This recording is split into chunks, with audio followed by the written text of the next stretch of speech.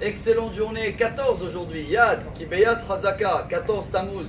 Dans 75 jours, si Dieu veut, on va sonner le chauffard.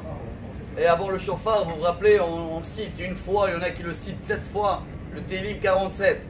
Lamnatseach livne korach mizmor. Bon, attendez, on a encore 75 jours, mais bravo, je vois que tout le monde connaisse par cœur. Mais ce mizmor là, ce chant de Télim veut dire quoi? Pour les enfants de Korach. C'est eux qu'on le cite juste avant le chauffard. Alors si vous avez remarqué, dans la paracha de cette semaine qu'on va lire en Israël, Pinchas, 2 semaines après l'histoire de Korach, c'est là où il y a eu une grande épidémie, malheureusement 24 000 morts. Dieu il va redemander à Moshe de compter le peuple d'Israël. Et quand ils arrivent dans le compte de Lévi, c'est là où il rappelle, ah, les enfants de Korach, ils ne sont pas morts.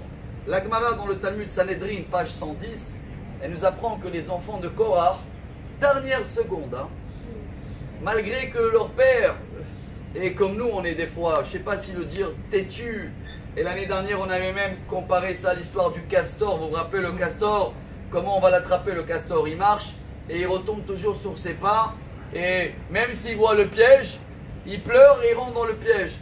On est comme ça des fois têtu, mais eux, dernière seconde, ils ont reconnu quand même que Moshe Emet, Torato Emet. Alors avant de sonner le chauffard, on utilise le dernier jackpot, on dit à Dieu voilà, même si maintenant en dernière seconde, peu importe ce qu'on a fait dans l'année, on se rappelle que eux aussi ils ont pu se rattraper dernière seconde, alors Dieu avec le chauffard tu nous pardonnes. Pourquoi on parle de ça aujourd'hui? Parce que vu les événements qui se passent dans le monde, chers amis, vu que tous les gens ils sont devenus croyants de quelque chose qui est nouveau, qui existe depuis 6 mois, qui on le voit même pas, qui s'appelle Covid-19, je ne crois pas qu'il y en a un dans le monde qui ne le croit pas malgré qu'on ne le voit pas. Alors, bien sûr que le bon Dieu, qu'il existe bien avant les 6 mois, chers amis.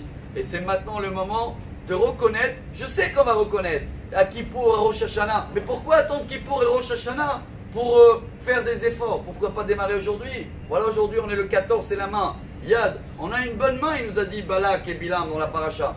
Mais nous on va utiliser cette main-là dès aujourd'hui, faire des efforts supplémentaires. Ils commencent à enlever les plages, etc. Tout ça, pourquoi? Quand on reprofite, il enlève la plage pour qu'on attrape la deuxième vague. À quoi ça sert?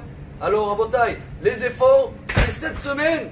La Torah elle nous dit qu'il faut prendre l'exemple des enfants de Korach. Ça ne sert à rien d'être têtu, castor. Il vaut mieux essayer de prendre l'exemple. Et comme ça, Bezrat Hashem, avec tous les efforts qu'on va faire, cette deuxième vague-là, on va surfer avec jusqu'à Mashiach. Bonne journée. Amar Rabbi Elazar.